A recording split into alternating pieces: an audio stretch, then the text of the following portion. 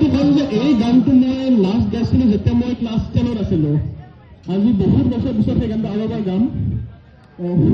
ভুল হ'ব পাৰে, প্ৰেক্টিচ নাই, প্ৰেক্টিচ কৰাই নাই মই, তথাপিও মই গাওঁ এতিয়া। ঠিক আছে। চামলৰ চাউণ্ডৰ পৰা কেনেকুৱা লাগিছে ভইচৰ পৰা? ভাল গান গাব বুলি আমি দৃঢ় বিশ্বাসী। সকলোকে হাত কৰিলে